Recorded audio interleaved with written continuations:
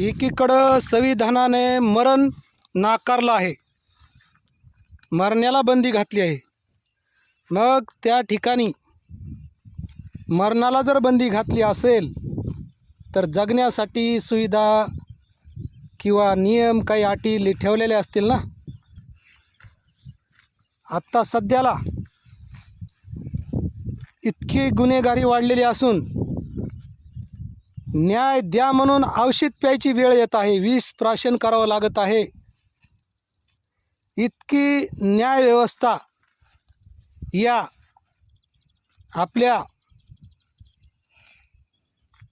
लाडक्या निवडून दिलेल्या आमदार खासदार या मंडळीच्या शब्दाच्या बाहेर नाही.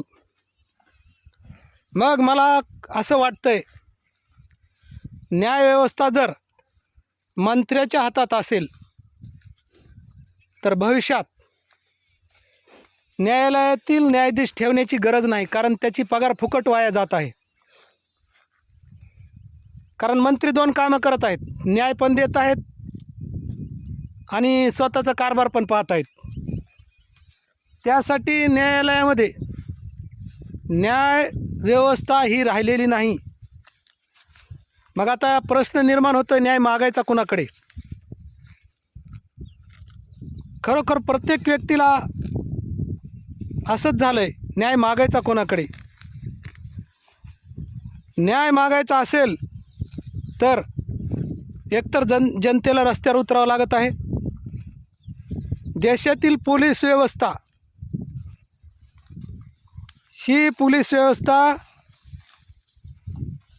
आत्तापर्यंत किती प्रकरणं यांनी न्यायालयात आणून उभे केले आहेत, ही चुकीचे आहेत आणि हे बरोबर आहेत असे मांडलेले प्रकरणं दाखवा.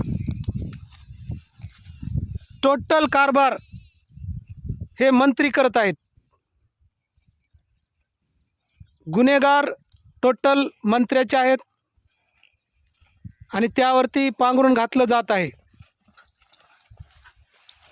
मग या ठिकाणी संविधानाने मरण जर नाकारला असेल तर समता, स्वतंत्रता, बंधुता आणि न्याय या संविधानाने सांगितलेल्या सर्व ज्या माणसाच्या खरंच मूलभूत असणाऱ्या गरजा आहेत, न्यायाची गरज आहे, समानतेची गरज आहे, स्वातंत्र्याची गरज आहे, अशा अनेक गोष्टीची गरज असलेल्या सर्व काही गोष्टी यांनी पायदळी तुडवल्या आहेत. या पायदळी तुडवलेल्या गोष्टी सर्व नियम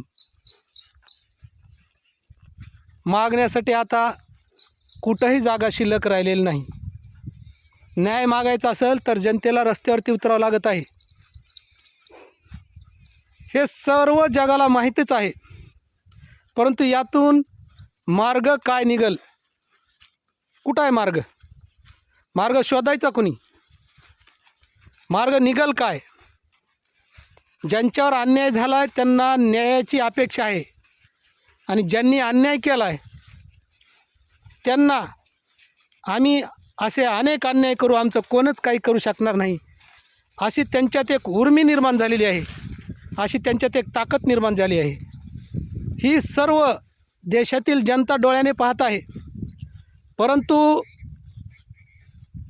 संविधानाचं या ठिकाणी या देशामध्ये फक्त संविधान आहे म्हणायला ठेवलं आहे. या संविधानाचा फायदा जर घेत कोणी असेल तर ते फक्त मंत्री घेतात.